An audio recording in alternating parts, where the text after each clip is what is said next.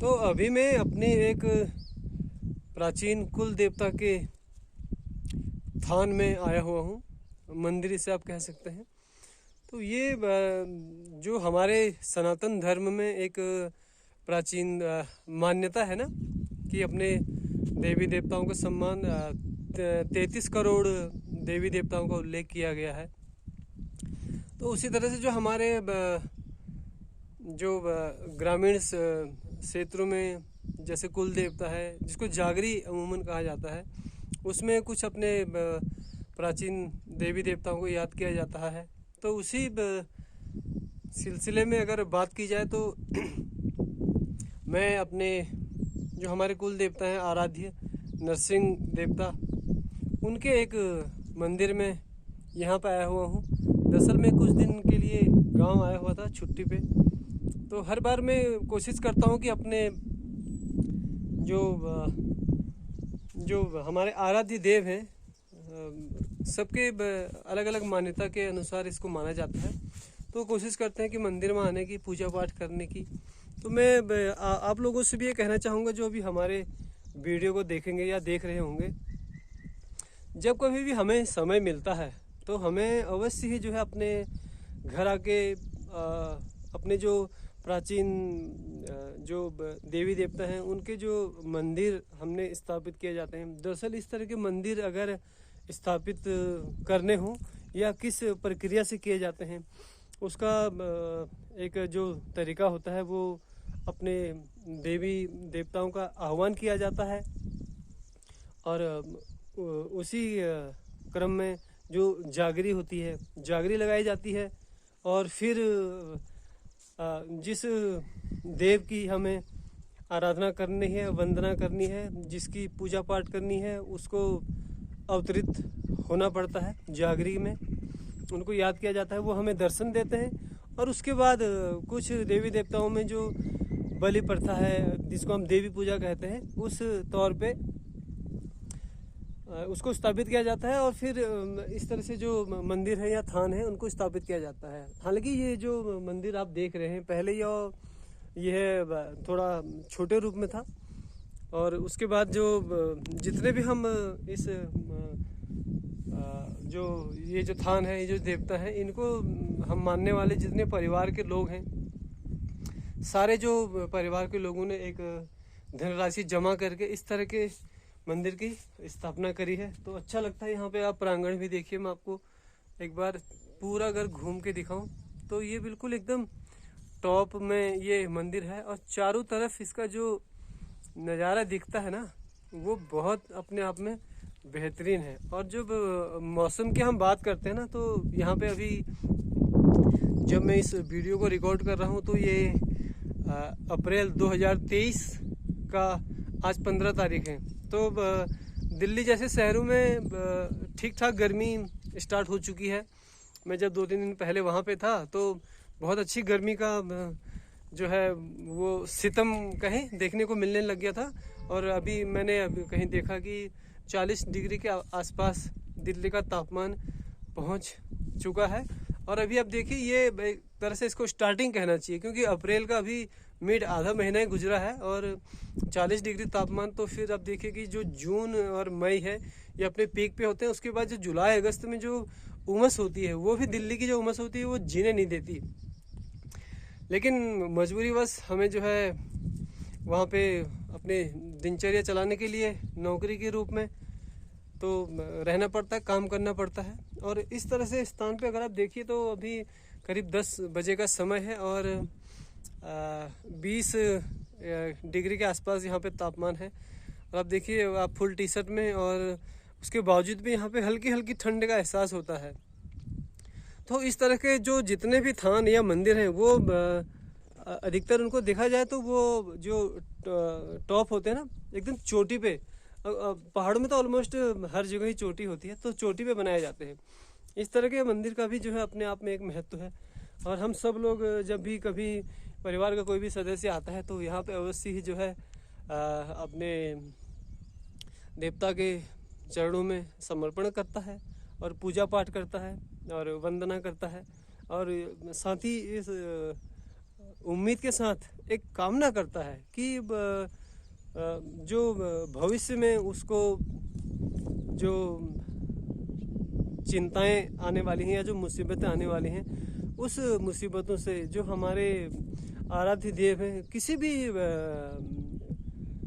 आप कहें समाज से या किसी भी जो मानने वाले जो लोग हैं उनके, भले वो गोयल देवता हूँ, नरसिंह देवता हूँ और भैरू देवता हूँ, कल्विश देवता हूँ, ये मैं कुमाऊँ के अपने क्षेत्र की बात कर रहा हूँ, सभी लोग ये वंदना करते हैं कि जो आने वाला जो समय है उनके लिए वो ठीक ठाक गुजरे। और कोई ऐसी अगर मुसीबत, कोई विघ्न जो है फ्यूचर में, हालांकि वो किसी के साथ कभी भी कुछ भी हो सकता है, लेकिन एक मान्यता जो हमारे सनातन धर्म में वो जो मानी जाती है कि विनय विनती की जाती है विनम्र अपने देवी देवताओं से कि आप हमें जो है इस तरह के दुख जो आएंगे या आने वाले हैं उनसे हमें कम से कम एक अब ठीक है सावधानी के तौर पे हमें आगाह करते हैं। और ऐसा होता भी है, अगर आप पूरे तन से कहें कि मन से और धन से भी इस तरह के अगर कार्यक्रम अगर आप से जुड़ते हैं, जो हमारे प्राचीन जो कुमाऊनी कल्चर है, अब इसको कल्चर ही कहना चाहिए क्योंकि धीरे धीरे ये कल्चर जैसे जैसे हमारी पीढ़ी अब युवा हो रही है, वो इस जो परंपरा है इसको भी जो है वो धूमिल करती जा रही है। उसका जो जिम्मेदार है वो हो सकता हम भी हों और समाज भी हो, क्योंकि जिस तरह से बदलाव समाज में हो रहे हैं वो इस तरह की जो हमारी परंपराएं हैं उनको एक चुनौती पेश करते हैं। अब मसलन आप देखिए कि जैसे हमारे बच्चे हैं, तो अब जैसे वो अभी गांव आते हैं तो वो हमको यहाँ पे अवश्य दिखाने के लिए आते हैं, तो वो अभी एक मैं शब्द कहूँगा इंजॉय के तौर पे इस तरह के स्थानों को वो उस एंगल से इसको लेते हैं, और जबकि हमारा जो नज़रिया है वो बिल्कुल भिन्न होता है। तो अब जब वो बड़े होंगे या कहें कि जब उनकी जो पीढ़ी आएगी तो वो इस तरह से जो है अब इस हमारी सभ्यता को क्या वो बरकरार रखेंगे, ये कहना बहुत मुश्किल है। अगर हम थोड़ा कोशिश करें, अपने जो बच्चे जो बड़े हो रहे हैं, जो हमारे कल्चर को भूलते जा रहे हैं, तो ये संभव है कि इस तरह से जो है प्रयास हम करें तो अपने इन कल्चर को बचा सकते हैं। क्योंकि जो समय जैसे जैसे हमारे जो भारत है, इंडिया है, या जो हमारा हिंदू समाज है, जो सनातन है, कुल मिला के जो एक जनरेशन चली आ रही है ना, इसमें जो ये एक डेवलपमेंट का जो कहें कि जो खुमार है या बुखार है, ये हमको जो हमारे कल्चर से एक दूरी बना रहा है और हमें जो पाश्चात्य जो कल्चर है, जिसको हम वेस्टर्न कल्चर कहते हैं, उसकी तरफ हमें धकेल रहा है। और जबकि आप वेस्टर्न कल्चर की बात करें तो वेस्टर्न कल्चर में देखें कि इस तरह की जो देवी देवताएं हैं, जो माइथोलॉजिकल चीज़ें हैं, उन पे विश्वास कम होता है। और पूरी तरह अगर आप अमेरिका, यूरोप की बात करते हैं तो इन देशों में तो कहीं भी आपको जो है जॉइंट कल्चर या जॉइंट फैमिली का जो है वो कॉन्सेप्ट दिखता ही नहीं है। तो हम उन देशों की अगर देखा देखी कर रहे हैं तो ये जो हमारी आने वाली पीढ़ी है उसके लिए भी बहुत नुकसानदायक साबित हो सकता है। क्योंकि बच्चे पढ़ते हैं, लिखते हैं तो शहरों का रुख करते हैं, जाहिर सी बात है। अब वो अगर इतनी महंगी पढ़ाई करता है, लिखता है, तो उसको उस हिसाब से उसके अकॉर्डिंग जॉब भी चाहिए होती है। तो अब अगर जॉब चाहिए होती है, आप सोचिए अगर हमारे बच्चे पढ़ते लिखते हैं, कल को वो बेंगलोर या साउथ में किसी भी सिटी में जॉब के लिए शिफ्ट होते हैं, या अगर वो देश से बाहर चले जाते हैं, तो हमारा जो उनका जो संपर्क है ना, जो आपसी संपर्क, तालमेल, जो भावना, जो फीलिंग है, वो तो कट गई ना। अब बच्चा हमारा यूएसए में, न्यूजीलैंड में नौकरी कर रहा है, यहाँ उसके मम्मी पापा जो हैं वो दुखियारे हैं, उनको कोई पानी पूछने के लिए नहीं है, चाय पूछने के लिए है, इवन अगर वो बीमार पड़ते हैं तो उनको दवाई दिलाने के लिए कोई नहीं है। तो क्या हम इस तरह के समाज को प्रमोट करके क्या अपने आप अपने लिए अच्छा कर रहे हैं?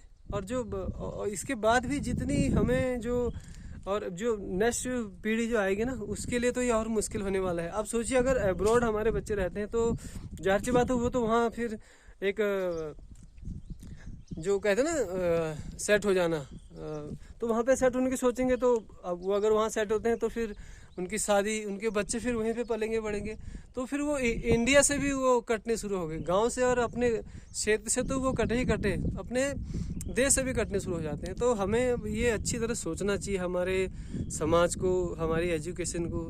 देखिए, अगर एक एजुकेशन लेना और समझदार होना, ये दोनों अलग अलग चीज़ें हैं। अब आज के समय में टारगेट ये रहेगा कि अपने बच्चों को हमें सिर्फ जो है वो एक पैसा कमाने की मशीन के तौर पे बनाना है, ताकि हम समाज में ये कह सकें कि मेरे बेटे की जो है इतनी सैलरी है, मेरा बेटा इतना लाख कमाता है, मेरा बेटा उतना लाख कमाता है। लेकिन हम ये कहना भूल जाते हैं कि मेरा बेटा जो है गांव के इतने लोगों को जानता है, इतने लोगों को प्रणाम करता है। अगर आप हम कहीं शादी ब्याह प्रोग्राम में जाते हैं तो हमारे बच्चे जो है वो किसी से नमस्ते नहीं करते। क्यों? क्योंकि वो अपने एक जो खास ग्रुप है उसके अलावा किसी को जानते ही नहीं है। हम अपने बच्चों को ये नहीं सिखाते हैं कि ये आपके चाचा है, ये ताऊ है, इनको प्रणाम कीजिए। और उस शादी ब्याह में हमारा डिस्कस होता है कि आपके बेटा क्या कर रहा है, वो कहाँ नौकरी कर रहा है, वो क्या सीख रहा है। तो ये अवश्य होना चाहिए, लेकिन इस जो ये एक दौड़ चली आ रही है ना, इसमें हमने अपना पूरा कल्चर, पूरी सभ्यता और जो हमारे जो सनातन हिंदू धर्म के जो क्वालिटी थे, जो वर्च्यू थे, उनको हम जो है धीरे धीरे गंवा रहे हैं। तो इस वीडियो में इतना ही। वीडियो कैसा लगा? मैं तो जस्ट एक घूमने के तौर पे यहाँ आया था, तो मेरे कुछ दिमाग में विचार आ रहे थे, वो मैंने आपको बता दिए।